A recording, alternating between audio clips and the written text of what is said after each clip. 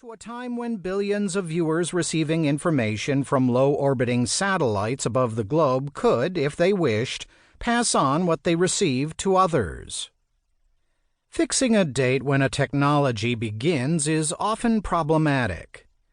In the case of our current technology, certainly Heinrich Hertz's proof of the existence of electromagnetic waves in 1887, Guglielmo Marconi's demonstration of wireless in 1894, and Sir J. Thomson's discovery of the electron in 1897 are significant.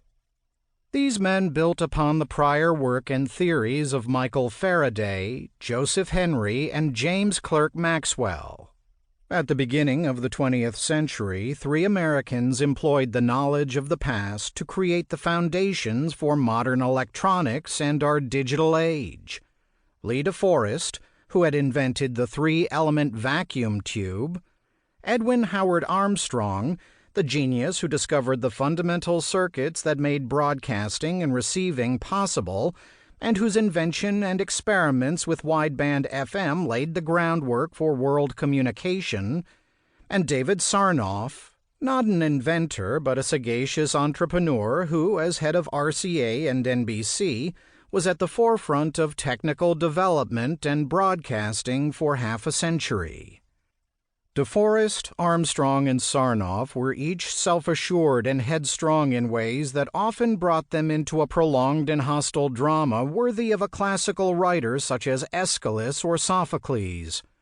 Still, it was a 20th century American drama played before a backdrop of change that included the expansion of wealth, the rise of corporations, the development of mass culture, and war. And these protagonists possessed all the qualities of character the ancients understood so well: virtue and vice, integrity and fraud, honor and greed, idealism and ambition, jealousy and envy, pride and genius. Lee De Forest possessed all the dreams and vices of an incurable romantic. The son of a stern Congregationalist minister, De Forest's mind was filled with passionate and often conflicting desires: to do good, to make a fortune, to improve the world, to become famous. He duly recorded in a voluminous diary he kept of his yielding to impulses of cynicism and callousness, distrust and jealousy. First exhibited in his youth, these characteristics remained with him throughout his life. At times in his erratic career, he was a willing partner in deception and fraud. Each of De Forest's nearly 20 radio-telephone companies ended in bankruptcy, and sometimes their officers faced criminal charges. Still, his dreams and aspirations were often prescient. One of the earliest to envision what he called a radio-telephone, a prototype of today's radio receiver, De Forest broadcast opera and music from his laboratory in New York City as early as 1907.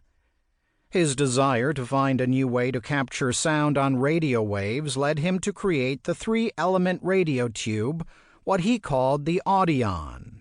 Though he stumbled upon his discovery and did not fully comprehend its operation, Lee De Forest's Audion remains the key invention underlying the modern electronic circuits that are part of our daily lives.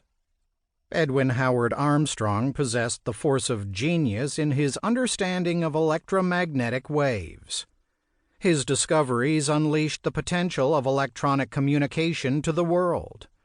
Understanding the properties of De Forest's Audion tube that had eluded its inventor, Armstrong created a circuit that turned it into a powerful instrument of receiving and transmitting radio waves.